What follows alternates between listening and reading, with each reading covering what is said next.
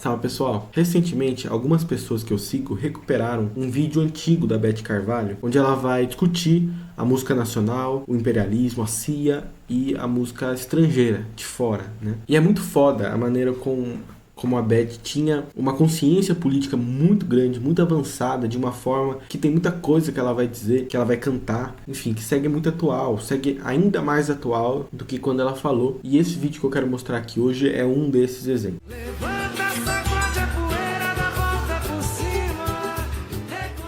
Eu pessoalmente sempre gostei muito de samba, gosto até hoje, e sempre, enfim, gostei por influência tanto familiar quanto de amizades, ciclos até políticos, enfim. E eu gosto muito de todos esses grandes nomes do samba, mas eu acho que a partir do momento que eu passei a me identificar politicamente com o trabalhismo, eu de alguma forma passei a ter mais ainda carinho pela Beth Carvalho. Né, por ela ter esse passado, né, essa consciência brisolista, trabalhista, comunista, esse passado com muita consciência, eu acho que era impossível eu não passar a ter mais carinho ainda do que eu já tinha, mais admiração do que eu já tinha. E eu acho que tem uma coisa muito bonita na Beth Carvalho, que é a tentativa de engrandecer o próprio país, o próprio povo, engrandecer os símbolos nacionais na sua música. Então a Beth, me parece que ela falava apaixonada do próprio país e tentava colocar isso nas suas músicas, se utilizava da música para engrandecer esse sentimento brasileiro. Não à toa esse é um nome de um dos seus álbuns, mas ela se utilizava da música para compartilhar esses ideais que eu diria que são ideais nacionalistas mesmo, sabe?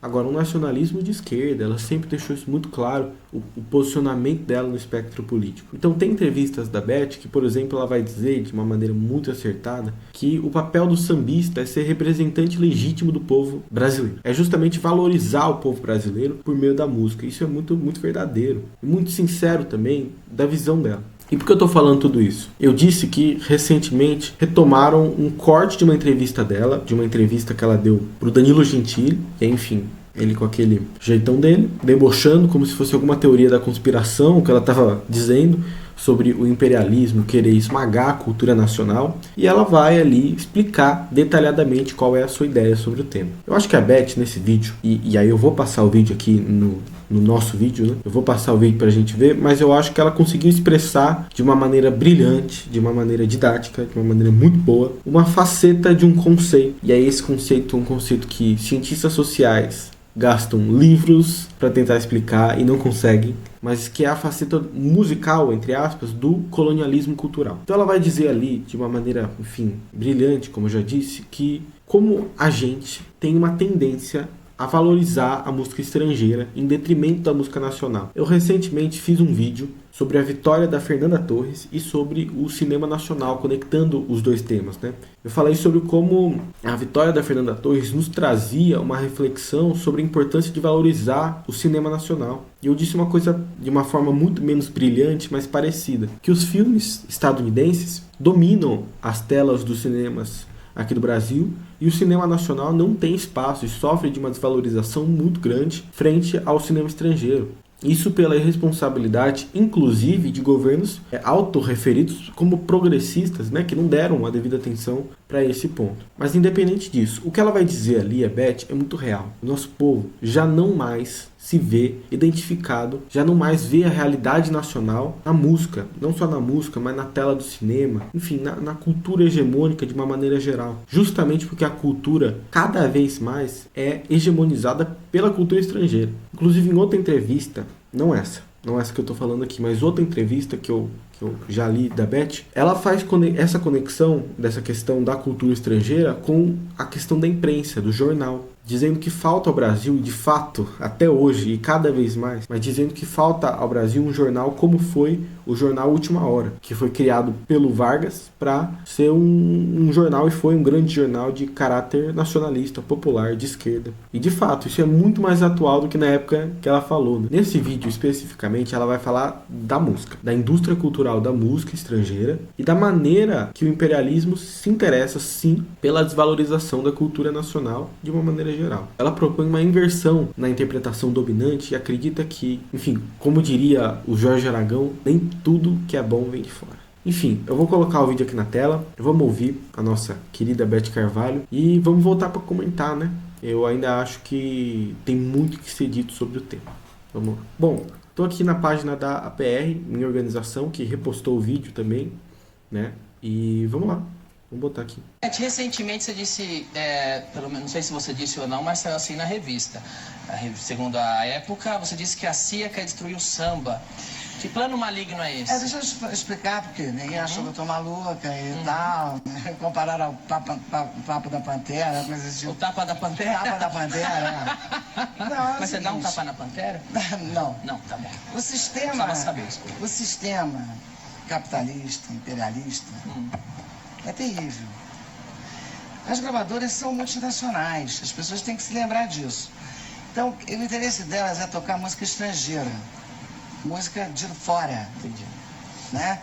É inadmissível, na minha opinião, não que toque música estrangeira, pode tocar, apesar de que tocam o que há de pior lá, mas é 80%.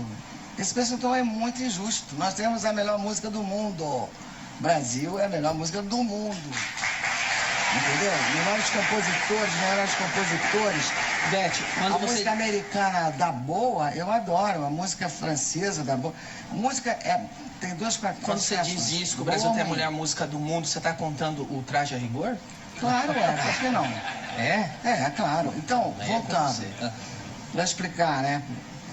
Então, existe departamento, sim, que o imperialismo impõe ao mundo inteiro para acabar com a cultura daquele país. Porque se você acaba com a cultura de um país, você domina ele. Essa é a dominação. E essa dominação está aí no mundo inteiro. A música americana ruim está dominando o mundo inteiro, inclusive o Brasil. E o samba é uma música extremamente representativa do povo brasileiro. O forró é uma música representativa do povo brasileiro. O sertanejo é uma música representativa do povo brasileiro. Exatamente esse tripé da música popular brasileira está sendo atacado. Você enxerga assim? Claro, existe o forró que não é forró, o samba que não é samba e o sertanejo que não é sertanejo. Entendeu? Agora, de qualquer forma, ainda que exista um complô para acabar com o samba, esqueceram... Não é com o samba, é com a cultura de um povo. Mas recentemente... E aí, enfim, a legenda aqui, Beth Carvalho, nossa madrinha do samba, de forma lúcida e didática, explica uma das facetas mais perigosas e canalhas do colonialismo cultural que a centralidade imperialista do sistema interestatal capitalista nos impõe. A dominação cultural por meio da desvalorização da música nacional. O samba, o ritmo do povo brasileiro, e isso os comunistas precisam melhor entender, será um dos pilares da Revolução Brasileira, porque aqui a revolução será o som de um pandeiro brasileiro que mergulha o povo na dança da democracia popular e proletária. Bom esse texto, não tinha lido ainda. Sem tal mergulho na cultura popular e a proteção da nossa identidade nacional, não existe socialismo. Viva a trabalhista, comunista e brisolista Beth Carvalho, viva o samba brasileiro e viva a cultura popular. E tô eu aqui. Enfim. E aí, gente, o que eu acho que é importante de ser comentado para completar essa discussão, esse debate, o colonialismo cultural, ele é um fenômeno estrutural, né? Ele não se combate colonialismo cultural, por exemplo, fazendo uma escolha individual de ouvir mais música nacional ou de ler mais livros, mais autores nacionais. Isso é uma coisa boa se fazer, eu faço isso. Eu acho que é uma boa. Eu tento equilibrar, por exemplo, em matéria de leitura, eu tento equilibrar autores estrangeiros e nacionais.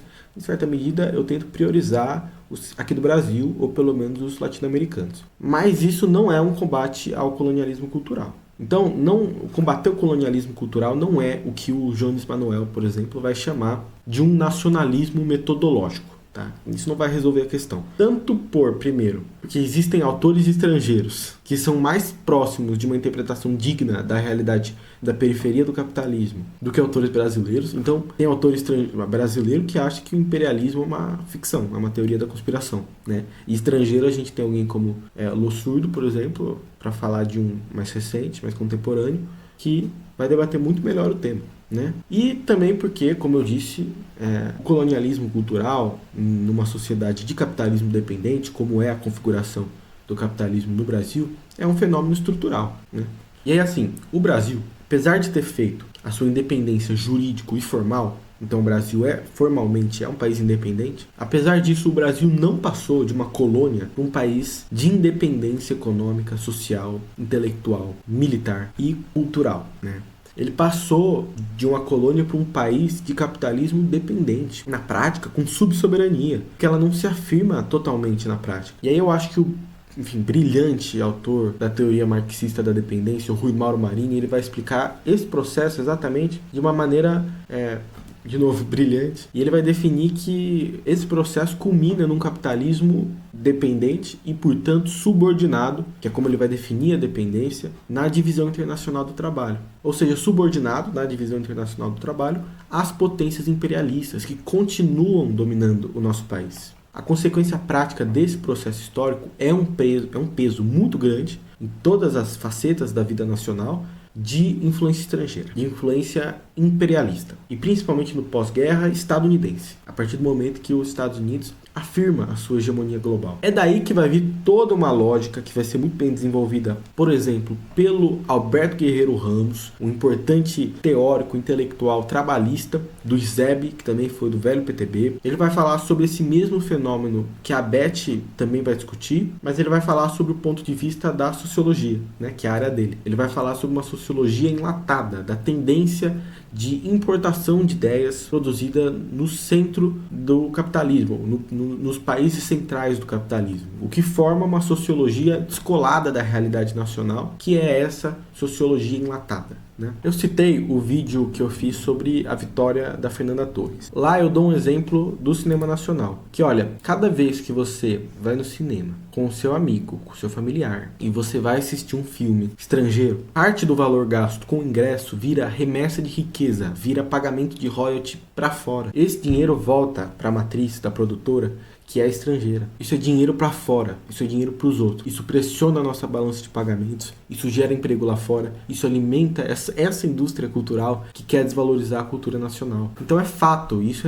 é muito uma contribuição da própria teoria marxista da dependência, que a dependência é um fenômeno estrutural, num sentido que ela vai estar expressa em vários setores da sociedade. No cinema, na economia, na cultura, na intelectualidade e também na música, né? Como muito bem apontou a Beth Carvalho. Superar a dependência, portanto, enquanto um fenômeno estrutural, enquanto uma situação condicionante, significa também superar o próprio sistema que gera essa relação de subordinação e significa superar o próprio sistema capitalista. Bom, é isso. Quero muito agradecer a quem assistiu até aqui. Pedir para que vocês sigam as redes sociais da PR, da Central do Trabalhismo, inclusive da PR também, mas da Central do Trabalhismo, as minhas redes sociais pessoais que estão aqui na descrição, e que se inscrevam no canal, né? A gente está começando o ano aí e, enfim, a meta é crescer bastante. Então vamos para cima. Muito obrigado. Até a próxima e valeu.